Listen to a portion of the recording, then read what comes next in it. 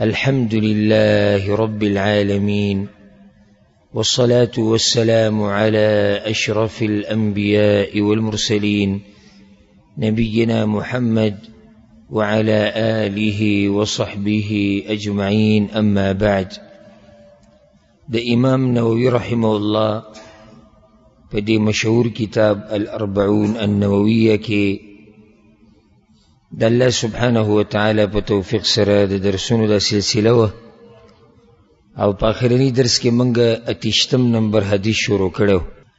28 نمبر حدیث د ابو نجیح العرباض بن ساری رضی الله عنه. هغه حدیث کې دا دی چې وعظنا رسول الله صلی الله علیه وسلم موعظة وجلت منها القلوب وذرفت منها العيون. وی پیغمبر صلی الله علیه وسلم یو پیر مونږ ته نصیحت کو، تقریر کو، خدا سي ناشنا نصیحت او وعظ راته کو چې دغه سره زړونه ویریدو او د سترګو نه اوښکې روانې شوې. فقلنا یا رسول الله، وی مونږ ته چې اې د الله پیغمبره، کأنها موعظة مودع فأوصنا، داسې نصیحت راته کې لکه مونږ چې رخصتې نو مونږ ته خاص وصیتونه وکړه. پیغمبر صلی الله علیه وسلم ورته وی اوصیکم بتقوى الله والسمع والطاعة وان تأمر علیکم عبد. تاسو ته دا نصیحت کوم چې په ځان کې تقوا پیدا کړئ، د الله نه یریږئ، والسمع والطاعة او د خپل مشر خلیفه حکمران امیر اطاعت به کوئ او دغه خبره به اورئ. وإن تأمر عليكم عبد، اگر که پتا سو باندې یو غلام مری مشرش، فإنه من يعش منكم فسيرى اختلافا كثيرا، او دا خبر یاد کئ چې څوک تاسو کې پاتې شو او ډیر ژوند ورته میلاو شو نو ډیر اختلافات به په دین کې ویني. علاج دا دی فعليكم بسنتي وسنة الخلفاء الراشدين المهديين. نو زما لار به مضبوط رواني سي او د خلفای راشدینو چې هدایت یافته دي د هغوی لار به مضبوطه راونیسئ. عضوا علیها بالنواجذ، داسې مضبوطه به راونیسئ چې د جامې د غاښونه پرې رابند کئ. وإیاکم ومحدثات الامور، او ځان به لرې ساتئ په دین کې د نوو کارونو نه. فإن كل بدعة ضلاله، ځکه چې هر بدعت په دین کې هر نوی کار گمراهی ده. دا حدیث امام ابو داود امام ترمذی راوړی. د عرباض په باره کې خبره شوې وه چې دا څوک دی، او بیا د دې حدیث د اولنۍ برخه تقریبا یا بعض خبرې د هغې وضاحت شوی او دې ته موږ را رسېدلي وو چې پیغمبر صلی الله علیه وسلم هغوی ته وصیت وکړو د تقوا والسمع والطاعه، او دا چې د مشر خبره به اوري او طاعت به کوي. وان تأمر علیکم عبد، اگر که پتا سو باندې څوک مشر شي، غلام مشر شي، مری. یو حدیث کې راځي چې وان تأمر علیکم عبد، یا وان کان عبدا مجدع الاطراف. یو روایت کې راځي وان استعمل علیکم عبد حبشی کأن رأسه زبیبه. وی که چېرته په تاسو باندې داسې یعنی یو صرف مری نه دی مشر شوی، غلام او مرئی د باندې مشر شو او د هغه بدن هم نیمګړی دی، یعنی لاس یې نشتي یا یې خپه نشتي. او دی بل حدیث کې دی کأن رأسه زبیبه، دا سری د وسکي په شان دی، وړوکی سری دی، یعنی بدن نه هم معذوره دی، د بدن نه څه دی معذوره دی، او غلام دی، مری دی، قوم او نسب هم نشتی. که دی د باندې مشر شو بیا به هم خبره اورئ. د دې مسلې څه نه څه وضاحت ما تیر شوي درس په آخرنۍ برخه کې کړی او بعض مسلې پاتې دي. موږ دا خبره ذکر کړې وه چې د مسلمان حاکم، باچا، خلیفه، امیر اطاعت به کېږي، د هغه خبره به منلی کېږي، خو په څه کې چې د شریعت خلاف نه خبره، په هغې باندې دلایل ذکر شي. چې کله د مشر خبره د شریعت سره ټکراو خوري او د شریعت خلافي، نو هغه کار به وله نه کوي، هغه خبره به وله نه مني چې په هغې کې د الله نافرماني. ځکه چې د الله حق په موږ باندې د هر چا د حق نه زیات دی. نو د باچا، د خلیفه، د مشر د مسلمانانو په موږ باندې دومره حق نشتی څومره چې په موږ باندې د الله حق دی.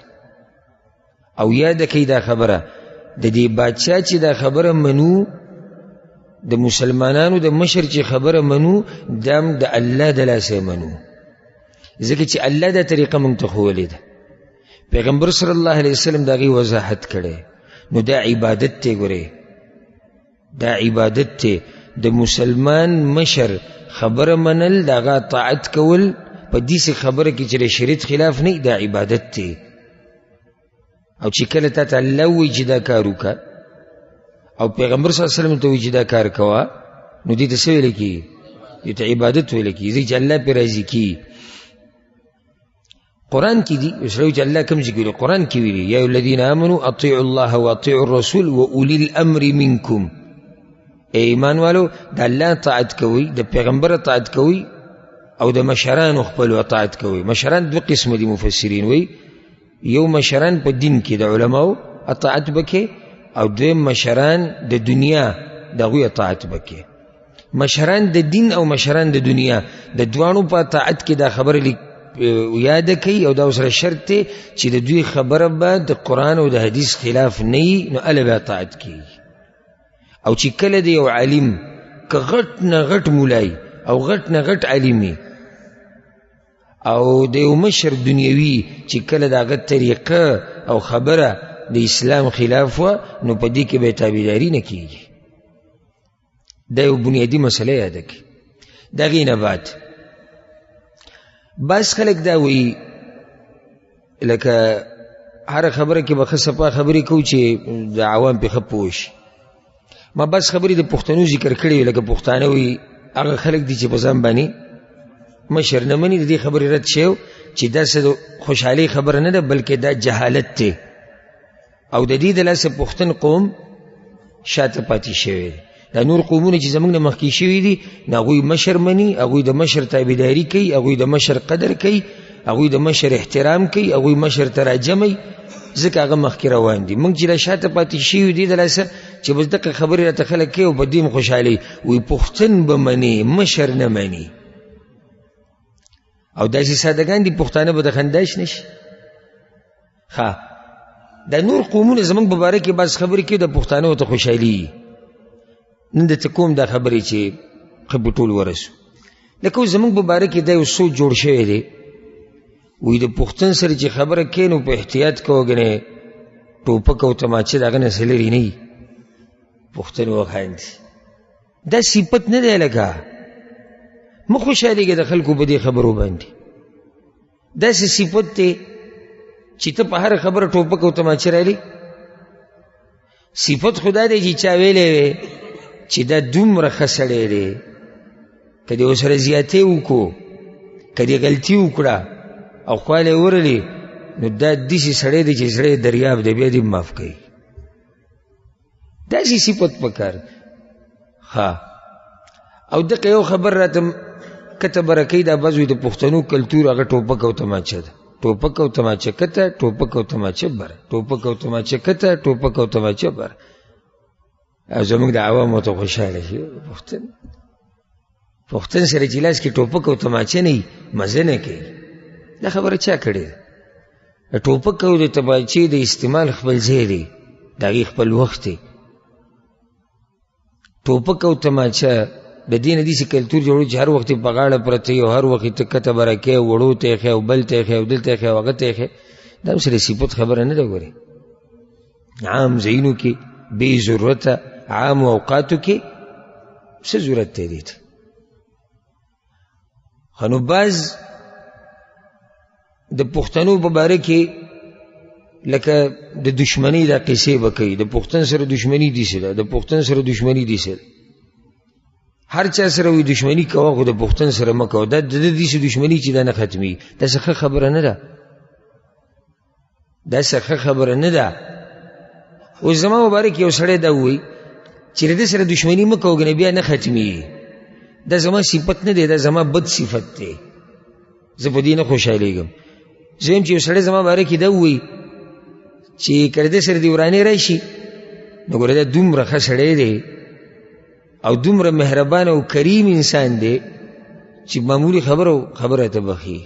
دا دومره ښه انسان دی، دا دومره ښه سړی دی چې دی ګوره د خلکو بد ډېر زر یېروي او د خلکو ښه ورته همیشه یادي. زه یم چې څوک زموږ قوم په باره کې دا خبره وکړي، زه یم چې پښتانه په دې مشهور شي او الحمدلله دا صفت شتي پښتنو کې، خو زموږ یو غلط تصویر بازو جوړ کړی دی. پښتانه الحمدلله دي سي چې د هغوی خواله ورلې، په جرګه ورلې، خواته ورلې، خبره دې ورته وکړه، ځان دې نه قرباني. باز شتي پکې جاهلان، زه د هغوی خبره نه کوم. پښتانه درانه خلک دي، مهربانه خلک دي، خلکو ته بخونکي خلک دي. پښتانه په وړو وړو خبرو الحمدلله دشمنیانې نه کوي، شتي پکې باز، هغه استثنایي خبرې دي. قوم له دا تصویر جوړول پکار دي. تاسو زما سره په دې خبرو کې متفق یې که نه؟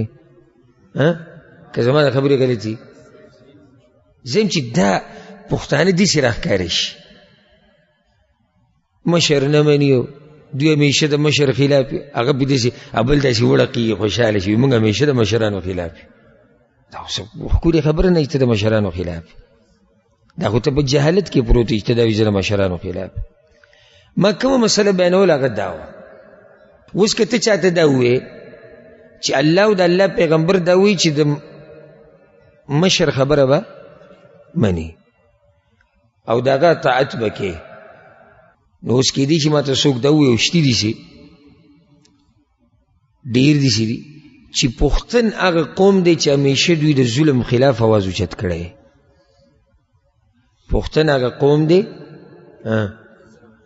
همیشه د ظلم خلاف آواز اوچت کړی. نه که اوس چېرته د مسلمانانو دا باچا ظالمي بیا خو زموږ نه صبر نه کېږي. دا داسې باتور راغلی دی، بیا د ده نه صبر نه کېږي. څه به کوې چې کله دا باچا ظالمي او دا حاکم ظالمي او دا امیر ظالمي، کې به دا چې صبر به کوې. وی آواز اوچتوم. ولې اوچتې؟ ته آواز ولې اوچتې؟ فایده به یې ډېرې که نقصان به یې ډېري؟ نقصان به یې ډېري. یو ځای کې ظلم روان دی په 100 کسانو، خو چې کله ته بغاوت وکې نو ظلم به شي په 1 لاکو، په 1 لاکو دی په 2 به شي. دینداري به د خلکو ګډوډی شي، بدامني به راشي، هر څه به تس نس شي. نو د دې نه ښه دا نه و چې په هغه ظلم دې صبر کړی وی. ښه دلته ما ته پښتو نه کتبه راکوې، زه ګوره خبره د شریعت کوم. ګورې صحابه کرامو د پیغمبر صلی الله علیه وسلم نه بالکل بعینه دا تپوسونه کړي دي، یا رسول الله که حاکم دي سي که دي سي که دغی، یعنی ګناهونه پکې، ظلم پکې، پیغمبر صلی الله علیه وسلم ته صبر به کوئ. که څومره صبر، پیغمبر صلی الله علیه وسلم ورته وایي وان ضرب ظهرک واخذ مالک، جیل ته دې واچوي، ملا دله په درو ووایي، مال دنه په زور زبردستی والی، بیا به هم صبر کوي، بیا به هم بغاوت نه کوي. پیغمبر صلی الله علیه وسلم صحابه کرامو ته صبر به کوئ. را روان وختونه داسې دي چې ستاسو حقونه به تاسو ته پوره نه میلاوي. مطلب دا چې داسې مشران را روان دي چې د هغوی نه به کوتاهیانې کېږي. یا رسول الله نو موږ به څه کوئ؟ صبر به کوئ. دا بعض وایي د کم وخته پورې صبر، بعض داسې ووایي چې زه صحیح شو، ته خو دا وایي چې صبر کوه. اخر دا صبر د کم وخته پورې؟ پیغمبر صلی الله علیه وسلم هم د دې خبرې جواب کړی. دا زما جواب نه دی، دا د پیغمبر صلی الله علیه وسلم جواب دی. وی صبر د هغه وخته پورې چې څو پورې به حوض کوثر مسله بلو شي نه دا هغه وخت پورې صبر حوض کوثر ته د رسیدو پورې صبر نو حوض کوثر ته رسیدو پورې صبر معنی څه شو چې کوم وخت پورې صبر مرګ پورې صبر ها یو حدیث کې پیغمبر صلی الله علیه وسلم وایي دسی مشران براشي دسی مشران براشي چې زما د لارې په شان لار به نه وي یعنی بيدینه وي ګناهګار وي صحابه کرام وی رسول الله جنگ وکوي نه جنگ به وسر نه کوي خبره به مني اطاعت بکې او بغاوت ونکي و دې کې دې خبرې ته ګوره پیغمبر صلی الله علیه وسلم په حدیث کې خوازی ویلي چې دا مشران به زما پلار نه بیا هم ته نه وي چې بغاوت وکړه بل د دې مشرانو دا ګناهونه شمارول دا کار الله سماو ته خو نه دی حواله کړی یعنی یو سړی په مجلس کې کینی دا پلانې بچه دا غل دا پلانې وزیر اعظم دا ډاکو او دا زیناکار او دا شراب څکي او دا دروغ وي او دا داک او دا داک او دا او ځان ته نه ګوري ما تیر شوي درس کې د چا خبره ذکر کړې وه د یو صحابي چې دې تپوس وشو چې فتنې اوس ډېرې دي علي رضی الله عنه وی فتنې اوس ولې ډېرې دي ځکه چې ستاسو په شان خلک مې کشران دي نو د مشرانو ګناهونه شمارول داسې زما او ستا ډیوټي خو نه ده چې موږ به ناست یو د مشرانو ګناهونه به شمارو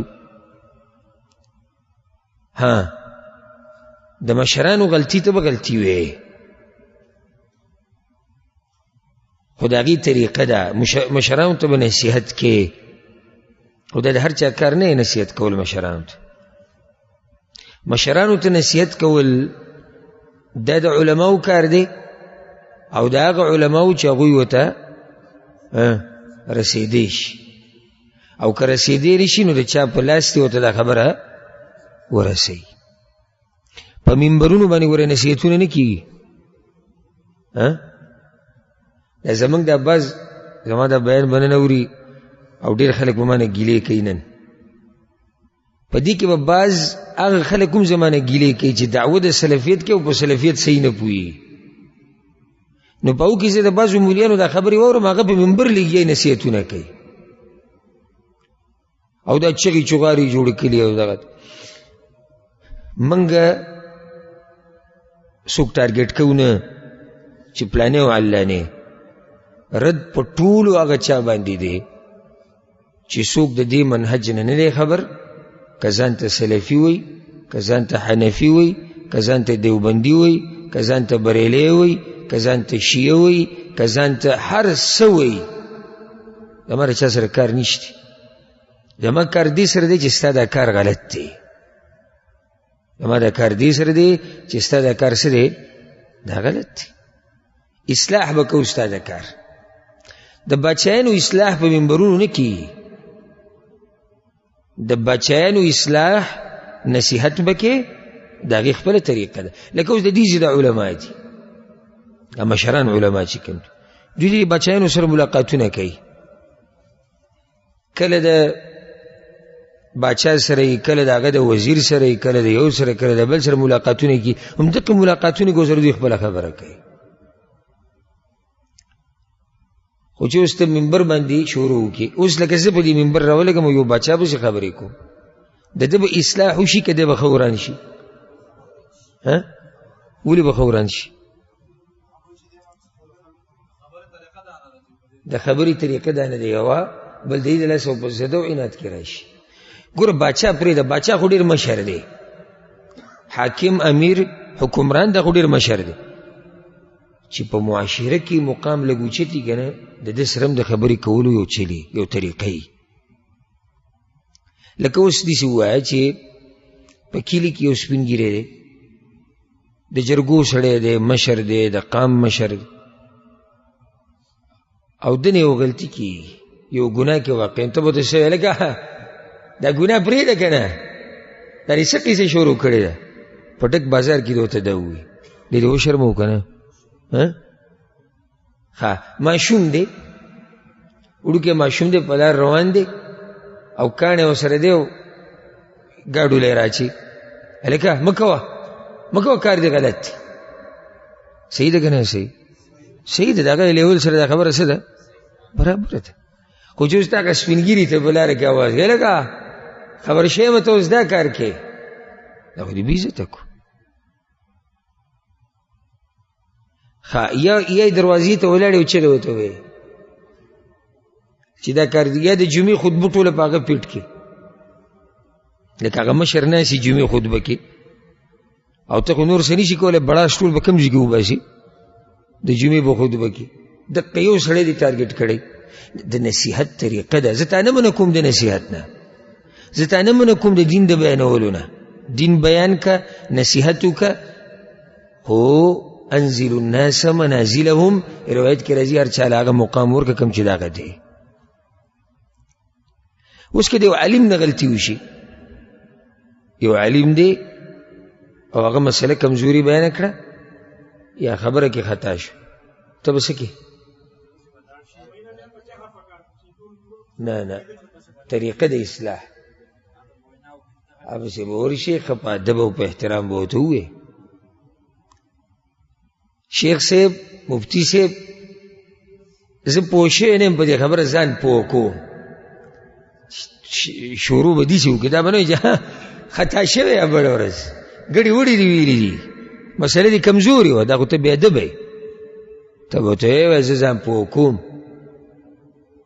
دا مسله پته نشته چې څنګه ده خو تاسو ابوله داسې بیان کړه او موږ داسې مو اورېدلې ده نو که تاسو ما په دې لږ پوه کوئ چې دا څنګه ده دا مثلا دی په خپله پوه شي چې دی ما ته زما غلطي راښایي زه پکې خطا شوی یم دلته ښه اوس مور پلار سره خبره کوې مور پلار ته چې نصیحت کوي داسې به لګې لکه بچو ته چې کوې په طریقه کې بنې حال احوال به ورته پوسې بیا به ورسره لږ خبرې اترې وکړي چې طبیعت یې برابري بیا به ورته د هغې نه بعد ووایې چې تاسو زما نه ښه پوهېږئ تاسو مشران یئ او تاسو زما تربیت کړی خو زه صرف یو خبره کول غواړم د الله د رضا دپاره ځکه چې په تاسو مهین یم چې تاسو ته جنت میلاو شي تاسو د جهنم نه بچ شئ هغه نصیحت دا دی دا طریقه مور پلار ته د نصیحت کول نو چې اوس یو سړی بادشاه ته نصیحت کوي نو په لارو کوڅو کې به چغې وایي یا به دغه کې دا احتجاج به کې ریلي زموږ ملک کې ضرور ریلي راوتې ده وایي په هغې کې چغې چغارې رواني او دا بوډونه به اوچت کړي او د مشرانو د تصویران به سیزي او کله به ورسره څه کوي او کله به څه کوي دې ته اصلاح وایي که فساد وایي فساد ما ته اوس ته ووایي چې زما په دې ننني بیان باندې به ډېر اعتراضات راځي خو کوي هر څوک چې اعتراضات کوي تا خپل لکه پردی مسله واضح کول غواړي پیغمبر صلی الله علیه وسلم باندې په مکه کې ظلم شوی و که نه ډېر زیات ملګري شهیدان کړي شوي و که نه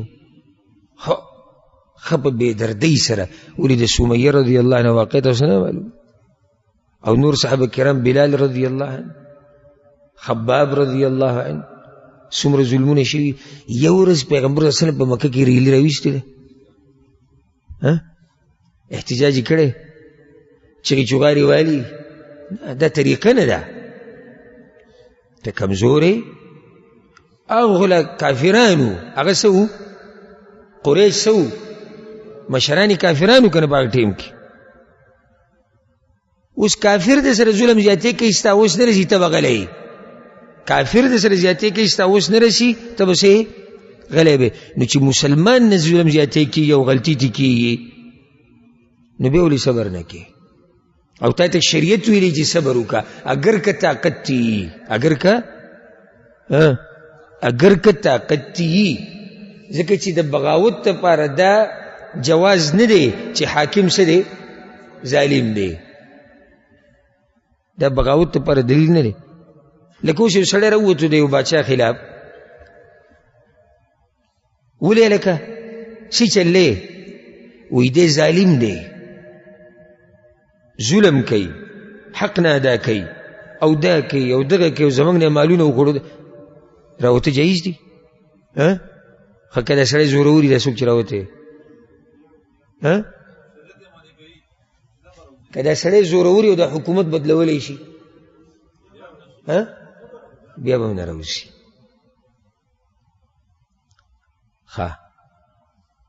نو دا خبره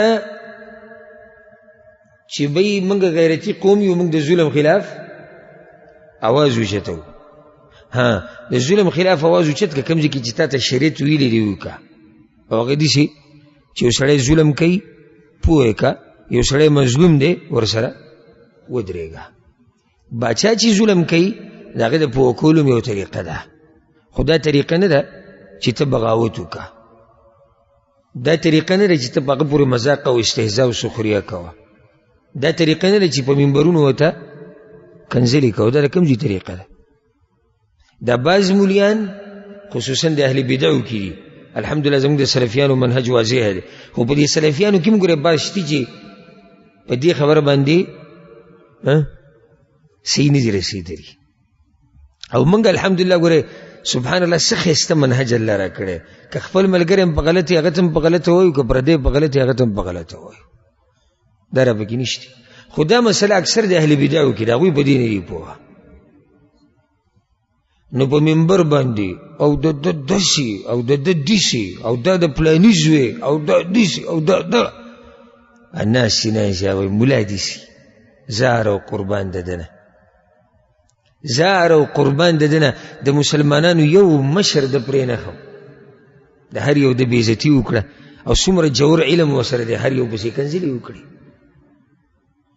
پښتانه ګورې داسې مولا ته خوشحالي بلکې پښتانه نه دا برې صغیر نه دی زموږ د طرفونه دا ټول داسې مولا ته خوشحالېږي چې دا درزه دروزی چغې چغارې کنځلې بدې ردې دا خو که یو عالم دا ووایي چې نه دا مسله ستاسو غلطه ده مسلمان حاکم خلاف بغاوت نشته دا درباري مولا دی دا کوم یو دی دا درباري مولا او دله پیسې راځي او دله دا راځي دله دغه راځي اوس زه چې دا مسله بیانوم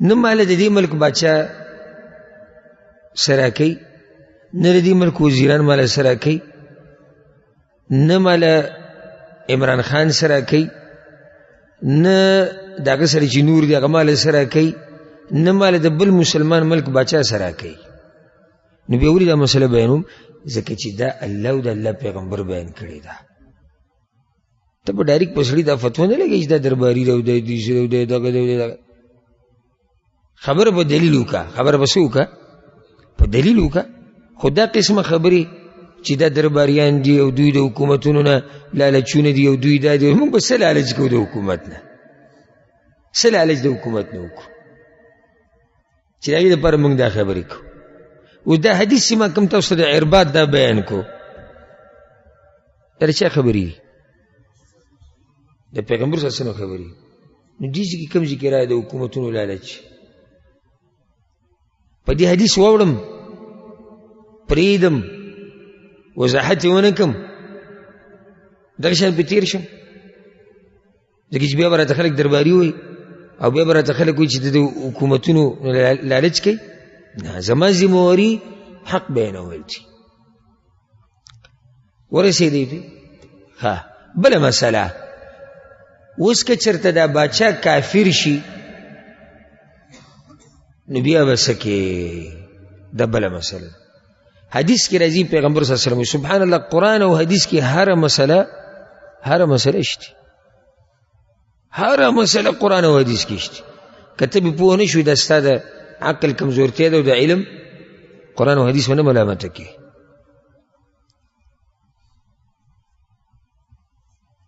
څه مسله کافر دی مشر څه دی کافر دی یا کافر شو پیغمبر صلی الله علیه وسلم حدیث کې خصفا ویلی الا ان تروا كفرا بواحا عندكم من الله فيه برهان بغاوت بنکی د مشر خلاف مگر په یو حال کې کول جایز دي واوري کله جایز دي ان تروا چې تاسو وینئ دا اورېدو خبرې نه چلیږي. ما اورېدلی دي چې دا باچا داسې دی، ما ته چا ویلي وو چې دی داسې دی، دا قسمه قصې نه. ان تروا یقیني تاسو ولیده څه شی؟ کفرا کفر، بواحا خوازه کفر. دا به کوم نه چې کېدی شي کفري او کېدی شي نه، او خبره شکی ده یاره یا به یا به نه یم خبر پې، خو کفر دی، دا خبرې هم نه چلیږي. کفر صفا کفر، بیا هم خبره ختمه نه شوه. درېیمه چې تا سره واضح دلیلي چې دا کار څه دی؟ کفر دی. او چې کفر دی دلیل راته نشته، دلیل سره نشته، دا هم نه چلیږي. کفر دی ما ولیدو او دلیل پې شته، بیا هم خبره ختمه نه شوه. څلورمه خبره، تا سره به دومره طاقت وي چې هغه پې ختم کړي. او که چېرته لکه شیخ ابن عثیمین رحمه الله الشرح الممتع کې دا خبره کړې ده، سبحان الله. اوس که داسې چې تا کفر هم ولیدو، ښکارم دی، واضح هم دی، دلیل پې هم دی، او راووتې چې جي دا خو هر څه برابر دي. اوس د هغه مشر سره ټینک دی، هلیکاپټر دی، او وي تا پسې د سبزۍ هغه چاړه راغستې ده، د سبزۍ چاړه دې راغستې ده مقابله کې، یا سخاون ته کې یو ټوپک د سره کور کې پروت هغه دې راغستی، څه کوي جي ما کفر لیدلی. نو دا خبره سم خیال دی، فساد به ډېر نه شي؟ ډېر به شي. څه تبدیلي به راشي؟ ولې نشي راتلی؟ طاقت نشته. او په دې ښکلی دلیل لږ ساعت مخکې ما ذکر په مکه کې پیغمبر صلی الله علیه وسلم ولیدلی و. ولې پیغمبر صلی الله علیه وسلم د مکې د مشرکانو دا کفر نه لیدو؟ د هغوی کفر څه پټ پناه و. 360 بوتان خو یوازې به کوم ځای کې پراته و؟ کعبه کې. دی نه لیدو؟ د دې ملګرو سره چې دا کوم زیاتي کېږي دی نه لیدل؟ ولې پیغمبر صلی الله علیه وسلم غیرتي نه دی؟ هغه د غیرتیانو مشر دی. ولې هغه په ملګرو نه خفه کېدو؟ ولې نه خفه کېدو؟ وبه کتو به د سترګو به ته اوښکې راغلې. صبرا آل یاسر، صبر کوي وي صبر، ای د یاسر خاندان، او یو سترګو کې اوښکې راغلې. بیا هم نه راوځي. ولې نه راوځي؟ طاقت نشته. ځکه پیغمبر اسلام ته پته ده که راووتمه نو دا لږ ډېر ملګري چې را سره دي دا رانه هم ختموي، او دا لږ ډېر دعوت چې روان شوی دی دا به هم بند شي. خو بعض دلته څه وایي؟ بس دا جواب کوي، وایي هغه ټیم کې جهاد نه و، نو څنګه پیغمبر صلی الله علیه وسلم جهاد کړی وی؟ په هغه ټیم کې جهاد نه و، نو څنګه پیغمبر صلی الله علیه وسلم جهاد کړی وی؟ نو ستا دا دلیل کمزوری دی. موږ ورته وایو نه وو. ښه صحیح روایت کې راځي چې پیغمبر صلی الله علیه وسلم ابو جهل ته ویلي وو، وی داسې دین مې راپسې راوړی دی چې ستا وجل پکې دي، ستا وجل پکې دي. دا وجل په څه کې؟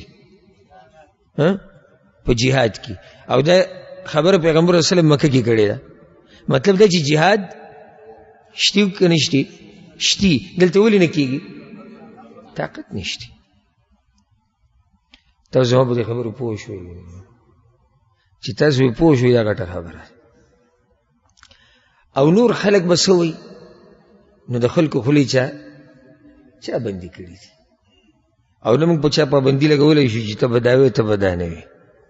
وایه چې څه وې وایه، خو هر هغه خبره چې د خولې نه دې وځي یو جواب وله تیار ساته چې د قیامت په ورځ یې ورکړي. موږ چې دا کومې خبرې وکړې دا د اسلام اصولي او بنیادي خبرې دي. اسلام اصولي او بنیادي خبرې. الحمدلله زمونږ منهج غوغاوي منهج نه دی، شور شغرب ولا قیسې نه دي زمونږ سره. ښه په آرام، ښه په سکینت سره، ښه رسوخ الحمدلله په مسلو کې، ښه جوړې خبرې، ښه د قرآن او د حدیث نه خبره، او دا شور شغرب موږ سره نشته. نه په سپیکرو کې چغې وو او نه د په منهج کې چغې وو دا د کافر زامن او د مرتد زامن او ورزپ او وردانګه والا لیکو قتل لیکو. دا کیسې دلته نه چلیږي. دلته چې څه چلیږي هغه به د قرآن او حدیث په رڼا کې چلیږي. شکر وباسي هر وخت الحمدلله وایي چې دې منهج الله تاسو نصیب کړی چې پیغمبر صلی الله علیه وسلم وایي صحابه کرامو ته په دې لار مې پرېښودی لیلها کنهارها، شپې هم داسې پړقېږي لکه ورځ، شپې هم داسې پړقېږي لکه ورځ. خو دا مسلې ما نه دي بیان کړي، دا خو د قرآن او د حدیث مسلې دي. رواله د امام بخاري دا کتاب مونږ چې بخاري شرح کولې دا مسلې به کې نه وي راغلي. امام مسلم رحمه الله کتاب راواله خصوصا داغه کتاب بیا، او پای کې بیا د امارت ته مسلې وګوره او د مشرتیا ده او هغه حدیثونه وګوره کنه چې ولې په دې حدیثونو له پاسه تېرېږي. د کتب سته وګوره کنه، د امامانو خبرې وګوره کنه. امام احمد بن حنبل رحمه الله په امامانو کې چې چاته ډېره سخته ملاو شوې ده د دین دپاره او جیلونو کې ډېر وخت تېر کړی دی، هغه څوک دی؟ امام احمد بن حنبل رحمه الله. امام احمد بن حنبل تابعدار په لکو کاغه یو وینا کړی وی چې دا باچا کافر دی وروځي راوته به نه به راوته خلک راوته به خودي شي کړی جیل کې او جیل کې امام احمد بن حنبل رحمه الله جیل کې او دعای کول وی الله هغه وخت باچا ته وی الله پوهه کې دی نه پوهي، حالانکه هغه جیل ته چولې وی پوهه کې دی نه پوهي. ها په کومه مسله جیل ته چولو هغه به دوی باچا خلیفہ چې قرآن د مخلوق ته ولیاذ بالله. امام احمد بن حنبل وی چې نه قرآن د الله کلام دی، حقیقي کلام دی. بیا د امام احمد بن حنبل نه چاته پوښتنه وی دی چې دا کوم خبره کوي د کافر نه دی، وی دی کافر نه دی خو که زه وم زه به کافر کېږم. ولې هغه کافر نه دی؟ جاهل دی. ولې امام احمد بن حنبل غیرتی نه و؟ ولې په دین نه پوهېدو؟ او دا د ډېرو امامانو نه دا خبره نقل ده، وی که چېرته موږ ته دا معلومه شي چې یوه دعا زما الله قبلوي، یوه صرف یوه، نو زه به په هغه دعا کې دا ویم چې یا الله زموږ د باچایانو اصلاح وکړه. لکه نه د مور پلار دپاره دعا، نه د بچو دپاره، نه مال، نه آخرت، هېڅ نه مې ونه غوښتو، صرف یې څه وغوښتو؟ باچایانو اصلاح وکړه. چا ورته یې ولې؟ وی دا په دې چې باچا برابر شو که شراب برابرېږي.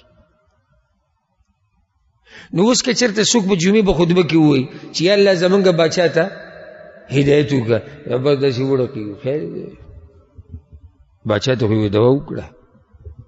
سبحان الله زمونږ دا ذهن کم ځای ته تللی، یعنې باچا ته دعا کول. ته اوس دا ووایې خطبه کې چې یا الله زمونږ چې کم مشر دی هغه ته هدایت وکړه او هغه له طاقت ورکړه چې د اسلام او د مسلمانانو خدمت وکړي. ښه دې کې څه قباحت دی؟ دې کې څه دي؟ ته د هغه دپاره هدایت نه غواړي چې نیغې لارې ته راوړي؟ غواړي که نه غواړي؟ غواړي. ښه ته د هغه نه دا ګیله کې چې دی د اسلام او د مسلمانانو صحیح خدمت نه کوي، نو خو دې هم دا دعا کوي وی الله طاقت وله ورکړه چې ویې کړي. نو په دې کې څه دي؟ دې کې څه شته؟ نه، دې کې خو هېڅ هم نشته. خو دا په دې چې د خلکو سره ذهن جوړ شوی دی او د عوامو ذهن هسې نه جوړېږي. دا ولې چا جوړ کړی دی؟ هغه مولیانو چې هغه په دې مسله نه دي پوه، او تکړه مولامه کوي چې هغه ته چې هغه د مشرانو په دې د مسلمانانو په دې مشرانو پورې نښتئ او دوی ته کنځلې کوي او د دوی بې عزتیانې کوي. اوس ګورې یو سړی د ملک مشر دی او ته هغه ته کنځلې وکړي او دا خبر هغه ته ورسي، هسې تا ته دا مناسب خو به ښکاري ځکه چې تا کړي دي، خو هغه به ستا باره کې څه وایي؟ بل موږ دا وایو چې اهل علم داسې رویه استعمال کی، داسې طریقه چې مشران تیسی شي متاثر شي، خبره واوري، کینی ورسره، داسې رویه استعمالول پکار دی. دغه رویه سلف و منهج وګورئ، امام احمد بن حنبل ته وګورئ، نور امامانو ته وګورئ. او زه به یوه ورځ انشاءالله په دې موضوع بیان کوم که الله ژوند راکو، چې د دین د امامانو رویه د مسلمانانو د مشرانو سره. او تاسو ته به زه هغه خبرې بیان کوم چې اول پیر به اورئ، او لازم به اول پیر اورئ، ځکه چې دا مسله بیان شوې نه داسې، بلکې نن چې ما کومې مسلې بیان کړي اکثر به دا وایي چې دا مسلې نه وي، مسلې زړې دي، خو ته نه وایي اول پیر یې اوري، نور دا مسلې زړې. شریعت ته غواړي چې امت کې اختلافات پیدا نشي، امت کې غوغا جوړه نشي، امت کې امني، او امن ال راځي چې مشري او دویمه اطاعت وشي. چې کله مشران او کشران یو ځای شي نو خبره برابرېږي، او چې کله کشران د مشرانو نه مني او مشران کشرانو سره زیاتې کوي او په هغوی بدګماني، نو بیا اتفاق نه راځي. قداره ته ووایم چې د حدیث کې خو صرف د دغه حق بیان شو، د حاکم دغه شان په دې حاکم باندې هم حقوق دي د خپلو کشران، د هغې هم خپل ځای د بیانولو موږ بیان کړي. حاکم باندې لازم دي چې هغه به د کشرانو د دین حفاظت کوي، هغه به د کشرانو د دنیا حفاظت کوي، هغه به د هغوی مسلې حل کوي، هغه به د هغوی حق ادا کوي، هغه به د هغوی تپوس کوي، هغه به د هغوی سره په سختو کې ودرېږي، هغه به د هغوی حفاظت کوي، هغه به یری نه، هغه به دوکې نه ورکوي دوی له. دا حقوق هم دي په هغه باندې، څنګه چې د مشر په کشر حق دی، نو دغه شان د کشر هم په مشر باندې حق دی. او دا راته ووایم چې کله هم په صحیح معنو سره موږ دا دین وپېژندو که نه، مشرانو او کشرانو، نو هیڅ مشکل به هم پاتې نه شي. څه جاقې چې جوړې شوي دي هغه د څه د لاسه دي؟ د جهالت د لاسه. موږ په دین نه یو پوه، څومره مسلې چې جوړې شوي دي هغه په دین باندې ناپوهۍ د لاسه. او که چېرته موږ په دین پوه شو نو نه به حاکم ته څه مشکلي، او نه به رعیت کشرانو ته څه مشکلي، نه به ملا ته څه مشکلي، نه به عوامو ته څه مشکلي، نه به مور پلار ته څه مسلې، نه به بچو ته څه مسلې، نه به د ښځې څه مسلې، نه به د خاوند څه مسلې. خو دا چې کله موږ شریعت صحیح وپېژنو، قرآن او حدیث وپېژنو، الله دې پرې موږ پوه کړي. وَإِن تَأَمَّرَ عَلَيْكُمْ عَبْدٌ، اگر که په تاسو باندې څوک مشر شي، غلام مرئی، مرئی غلام حبشي معذوره سری د وسکي پشان د خلکو په خوخه راتلی شي، پریدي څوک د جلیل مشر شي، نو څه مطلب شو دی؟ دی په زور راغلی. وان تأمر، دی په زور راغلی، د بچایي نیولې ده، هغه زاړه د کمزوري کړي ده او دی په زور اور شوی ده، او هر سره ده لاندې شو، بس بیا به ولم مني. خیال هم دی که نه؟ ته ګورې زما خبرې نه دي، مز کې ته په مخه وایم. ګورې دا خبره چا کړې ده چې تاسو باندې مشر کړی شي داسې سړی؟ دا چا کړې ده؟ پیغمبر صلی الله علیه وسلم کړې. زما یو پیر دی، مولوي صاحب سره دې مسلې کې بحث راغی، بدعتي و. وایي تاسو خو دغه یو حدیث وایي نه چې وَإِنْ أَمَرَّ عَلَيْكُمْ عَبْدٌ حَبَشِي. نو مولوي صاحب ګوره حدیث پوهېده خو پرې تاله ویل صحیح نه درسي. وَإِنْ أَمَرَّ څه ته وایي؟ وَإِنْ تَأَمَّرَ وَإِنْ أُمِّرَ. وَإِنْ أَمَرَّ ته څه وایي؟ ما ته وایي ستاسو خو دقه کار دی، ټکې غلطه وصحیح مسلې له وایي راشه. ما مسلې له به زه هلته راشم چې ته خو اول د مسلې بنیاد صحیح ووایې که نه. ته ما ته دا وایي چې زه په دې حدیث نه یم پوه، ته بې پوه یې، تا له خو یې ویل صحیح نه درځي، نو ته بې پوه سئ. ځکه عربیانو کې مشهور متل دی چې اول بنیاد ثابت کې بیا خبره کوه. نو اول خو مسله ته بنیاد کې د هغې نه بعد به څه کوو، خبره به کوو. حدیث تعالی نه درځي. ځکه هغه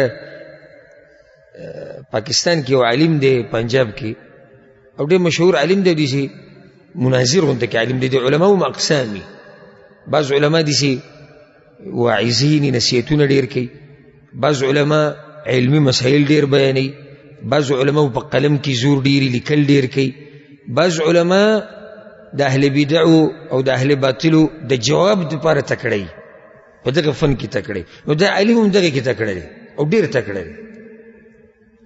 نو د هغه د یو کس سره مناظره وه، ډېره ناشنا قیسې ده. مناظره ما په خپله هغه ټوله مناظره اورېدل او ډېره اوږده مناظره وه، 100 ګنټې په جومات کې ناست او جومات هم د دې عالمو چې کوم سلفي عالمو، یعنې هغه پکې مشر، هغه امام، هغه خطیب، دا کسان یې خوا ته راولي. وی کتابونه یې راولي، ډېر شی کتابونه یې راوړي، سم پڼ. دا کتابونه ګوره اکثر په دې مناظرو کې خلک اسې هم ځان سره وړي چې را مخامخ سړی څه شي د پشر کې شي، نو هغه هسې پکې هم وراچولي. نو هغه وایي سم پڼ راوړی داسې پروت او خبره په دې کې روانه وه چې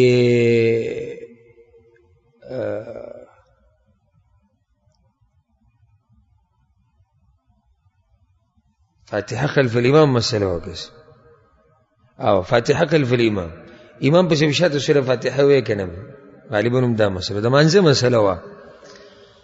نو وی په ګنټو ګنټو موږ بحث وکړو، وی دی وی چې پلانې مولوي صاحب دا پلانې، او دقه شان وه. بیا هغه خلاصه بیانوله. نو په دې دومره اوږد بحث نه ورته هغه وروسته وی دا کتابونه دې راوړي دي، لږ را کولاو کړي چې هوا پې ولګي. ځکه د اوسه پورې ته دقه یو قصه کوي چې پلاني صاحب ویلي، پلاني صاحب دا کتابونه کولاو که هوا به پې ولګي او څه دلیل به تیم ووایې. ښه په کتابونو کې ګوره بخاري هم پروت دی، مسلم هم دی او نسایي، دا ټولې راوړي دي، خو دا چې ښه مزېدار په کپړه کې بند پراته دي. د دې داسې مثال دی لکه هغه انجینیر مرزا راوتی نن سبا، پېژنې که نه؟ نو هغه مخې ته څه ایښودی؟ قرآن پروت دی، بخاري پروت دی، مسلم پروت دی، نسایي، امام ابن ماجه کتاب، سنن د امام ابو داود، موطا د امام مالک، دا ټول پراته. او موږ خبره ګورې زمونږ خبره وي ټوله د دې نه وي، نو خو کولاو خو یې که که نه؟ دا ښکلې خبره ده. لکه اوس یو عام سړی په دیره کې کښېني تقریر کوي او مخې ته څه ایښودی؟ بخاري. زمونږ خبره ګورې د دې نه وي، د دې نه، نو کولاو خو که څه خو پکې راواړه وکړې چې دې نه ته خبره کې. کتابونه خو به دله زه پڼ ودروم دلته او تا ته به هم چې ګوره خبره ټوله دې کې ده، دې کې ته خو راویې باسه که نه. ابلوز هغه یو مولوي صاحب ښه مشهور دی، تاسو یې پېژنئ، څه قصې ذکر کړي دي، کتاب کې راغلی ده، نور پسې وي تاسو ګرځئ. کتاب کې شتي، نور پسې ګرځئ. هسې چې زه تاسو ته وایم چې دا مسله شتي قرآن او حدیث کې او ځان له پسې ګرځئ، دا ښکلی دلیل دی چې کتاب کې شتي او ځان له پسې ګرځئ. نو دی مولوي صاحب ورته وایي، دا شیخ صاحب ورته وایي چې ته دا کتابونه کولاو که لکه هوا به پې ولګي، او څه د پیغمبر صلی الله علیه وسلم یو حدیث خو ووایې که نه، یو خو ووایې چې موږ ومنو چې او ته مولا یې. ته خو د اوسه پورې ټولې خبرې دې په اردو کې وکړې. نه غریب باندې چې کله پریشر راغی چې خلک به هم بیا دا وایي چې او تا پکې له سره یو حدیث ونه وي. نو یې واوره، موږ هغه مونځ بیانوو چې هغه پیغمبر صلی الله علیه وسلم ښوولی، او ځکه پیغمبر حدیث کې ویلي دي صلو رأیتمونی کما اصلی. او حدیث څنګه دی؟ صلو کما رأیتمونی اصلی. مولانا صاحب وایي صلو رأیتمونی کما اصلی. هغه د دې نوي نوي الخوف، لکه هغه یو کس نه چې ته ګوتې انځله په وله کې ساشي وکړه نه، اتې اوبه ویوړه، هغه بیا لیونی شوه، ګوتې ډېره قیمتي وه، نو په مخه د پاکې نه پلیته خو د پاکې نه پلیته لیونی شوی. بیا خش بیا ورته څه وخت بعد مور بیا خبر راته کړه زوی تا چې به وایي چې د پاکې نه پلیته خو هغه بیا شروع وکړه وی د پاکې نه پلیته خو لیونی شوه مور هم لیونی شوه وی د ویلو نه ویل خو د ویلو نه ویل خو نو هغه ورته وایي چې مولانا صاحب د ویلو نه ویل خو حدیث ته ویې نه په 2 غنټو کې د یو حدیث وي هغه دې هم غلط وي او بیا به تا سره بحث هم کوي نو مولانا صاحب ما ته وایي چې وان امر په دې حدیث وایي تاسو نه یې پوه نو ما خو جدا مسله ته په ما پوه کې خو ته خو ویلی صحیح نه شي چې ویلی صحیح نه شي د مسله ډېره ده چې نه پوهېږي د مسله ډېره نو دا مسلې دا د هغه خلکو کار دی چې هغوی په علم کې رسوخ لري مضبوط علم ورسره دا ګوره د دغه کار نه دی د قاري صاحب ته صرف څه یاد دي قرآن یاد دی دا د یو درجې 2 درجې هغه طالب علم چې یو کتاب دوی ویل د هغه کار نه دی دا د هغه علم کار دی چې هغه رباني علم دی او په قرآن او په حدیث باندې پوهی هغه دا مسلې بیانوي د هغې نه بعد پیغمبر صلی الله علیه وسلم وایي ومن یعش منکم فسیرا اختلافا کثیرا او تاسو کې که څوک پاتې شو روان ژوند کې نو ډېر اختلافات بیني څه بیني اختلافات ښه زه درته یو فایده ذکر کړم ډېره خوندوره دا بعض وایي امت کې اختلاف څه دی رحمت دی او دې دپاره یو منګړت روایت بیانوي منګړت څه معنی ده دروغ یعنی ضعیف څه ته وایي سند شتي خو کمزوری دی ضعیف هغه دی چې سند شتي خو کمزوری منګړت څه ته وایي سوچه دروغ د پیغمبر په نوم دا سوچه دروغ دی اختلاف امتی رحمه وی زما په امت کې اختلاف څه دی رحمت دی خماسه بیانوله ما دا بیانوله چې پیغمبر صلی الله علیه وسلم وی تاسو به اختلافات وینئ نو دا صحابه کرام خوشحالی که یری مقام د څه دی د یریدو دی نو که چېرته اختلاف رحمت وی نو بیا دې خبرې ذکر کولو د ضرورت څه اخو بیا د خوشحالي خبره ده او بیا څه ده خوشحالي دې کې صحابه کرامو پیغمبر صلی الله علیه وسلم ته وی یا رسول الله داسې نصیحتونه کوي لکه موږ چې رخصتې نو آیا دې ټیم کې دا مناسب دی چې پیغمبر صلی الله علیه وسلم هغه خبر هغوی ته بیانوي چې هغه د خوشحالۍ ده نه خو یو رحمت ته الله وبې وکړي نه اختلاف رحمت نه دی اختلاف په امت کې نقصان دی نو ځکه یې یری و اختلافات به راځي اختلافات واضح دي چې اختلافات په دین کې راځي او پیغمبر صلی الله علیه وسلم حدیث کې وایي دا یاده کړئ دا خبره ښه امام بخاری دا روایت راوړی ډېر خلک دا وایي ډېر خلک مړه وایي هغه زوړ وخت ښه هغه پلانې باچا خو هغه پلانې مشر خو هغه وخت کې دا مشران خو او دا خو او دې خو زرت دا وخت چې کم دی د تجربه کې وشي دا د روان نه خدي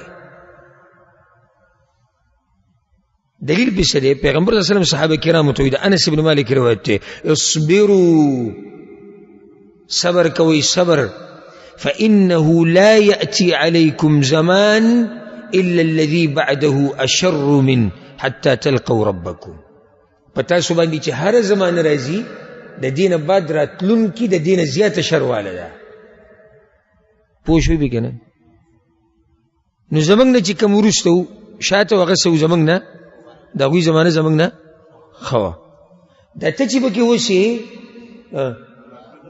راتلونکي نه غوړات اوس دې فتنو ته وګوره دې موبایل ته داسې فتنې دي چې په منګه سم زلزله راوستې ده ایمانونه را لګډ وډ کړي دي بس دې ته حیران شي زم حیران سړی هغه وخت شي چې روان وخت کې بسي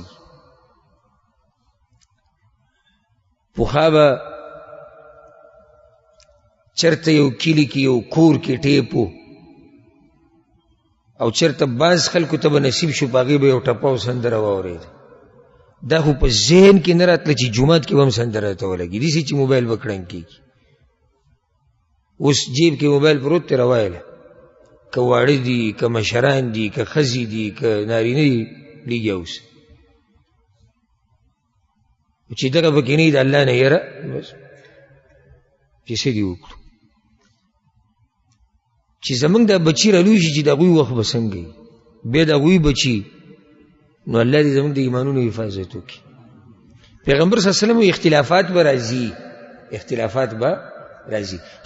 الله په قرآن کې دا خبره ګوره کړې ده په قرآن کې سورۃ هود په آخره کې الله دا خبره کړې ده چې لازم به د خلکو په منځ کې اختلافي دا طبیعت دی د ټولو خلکو ذهن یو شان دی د ټولو عقل یو شان نه دی د ټولو دینداري یو شان لازم به اختلافات راځي الا من رحم ربک الله وی هغه سړی به بچي چې ستا رب پیسو کی رحمت وکړي ځینې بعضو ته حیران وي اختلاف رحمت دی او الله وی د اختلاف نه به څوک بچ کېږي چې الله پرې رحم وکړي او ځکه زه اکثر یې ملګرو ته یم چې څوک وایي چې اختلاف رحمت دی وایي الله د ده په کور کې اختلاف راوله امین به پې ووایي غوسه به شي وایي څه کې زما کور تباه کوې څه نو ته څه کې امت تباه کوې پیغمبر صلی الله علیه وسلم اختلافات به راځي په دین کې فتنې به راځي ازده که لار د دې اختلافاتو نه د وتو اکثر خلک زمونږ نه دا تپوس کوي او په مخ یې کوي دا مولیان ډېر شوي دي او مذهبونه ډېر شوي دي او فتنې ډېرې شوي دي لار د کامیابۍ څه ده پیغمبر صلی الله علیه وسلم یې ته بیانوي فعلیکم بسنتي بچ کېدو لار کومه ده د پیغمبر صلی الله علیه وسلم لار سنت په عربۍ کې څه ته وایي لار ته وایي او سلفو چې به کړی دا سنت ټکی استعمال کو نو په دې کې به دنه د پیغمبر صلی الله علیه وسلم وینا د هغه تقریرات د هغه افعال دا ټول پکې دننه راځي لار د پیغمبر مضبوطه راونیسه وسنة الخلفاء الراشدين المهديين او لار د راشدینو خلفاء راشدینو څوک دي ابو بکر عثمان عمر عثمان علي رضی الله عنهم اجمعین دا سلور خلفاء دي راشدین دي مهدیین دي معنی څه د راشدین او مهدیین یعنی لار مندون کی دي پنی غلار دي خلقو ته نیغه لار ښودون کی دي دا دغه څلور خلفای راشدین دي د دوی لار مضبوطه راونیسي او ځکه حدیث کې راځي پیغمبر صلی الله علیه وسلم حدیث ته حذیفه دی اقتدوا بالذین من بعدی زمانه بعد چې کوم د دوه کسان دي د دوی اقتدا کوي ابي بکر و عمر ځکه چې خلفای راشدین د چا په لار روان دي د پیغمبر صلی الله علیه وسلم په لار روان دي نو لار د پیغمبر راونیسه لار د چا راونیسه د خلفای راشدین دا په څه طریقه رانیوی کېږي په خبرو قول او فعل لکه بعض کې تاسو لیدلي وایي د پیغمبر په نوراني طریقو کې څه ده کامیابي ده دغه نوراني طریقې ورته بیان کې بیا دې نه مني د پیغمبر لار راونیسه پرېږده دا قیسې زما مذهب زما فرقه زما مولا زما کتاب پرېږده دا خبرې راونیسه لار د پیغمبر صلی الله علیه وسلم راونیسه لار د خلفای راشدینو د صحابه کرام همدغې ته سلفي منهج وي دغه طریقه موږ ته الله او د الله پیغمبر ښوولې عضوا علیها بالنواجذ په دې لار باندې غاښونه رابند کوي د څه د جامې ولې د جامې دا ویلي دا مضبوطي او په دې کې چې څه شی راونیوی شي نو هغه ډېر په مضبوطۍ سره رانیوی کېږي ډېر په مضبوطۍ سره نو دا لار راونیسئ چېرته ګډه وډه درنه نه شي الله اکبر او د جامې دا غاښونه ولې ویلي پته دشتي سوچ پکې سړی وکړي که نه معنی دا ده پیغمبر صلی الله علیه وسلم چې زما لر راټینګول ګوره ډېر ګران دي خلک به دې نه پرېږدي خلک به دې بدنامۍ خلک به دې ټنګۍ خلک به دې وهي خلک به دې ټکوي خلک به دې د کلي نه وباسي خلک به دې د ملک نه وباسي د هر څه په تا راځي نو ځکه وایي د جامې به غاښونه راونیسي چې د څوک یې د نه بیا رانه کاږي په خوله ګوره یې ویل ډېر اسان کار دی خو عمل کول د پیغمبر صلی الله علیه وسلم په طریقه دا ګران کار دی مګر د هغه چا دپاره چې الله یې ورته اسانه کړي اختلافاتونه د بچ کېدو لار څه ده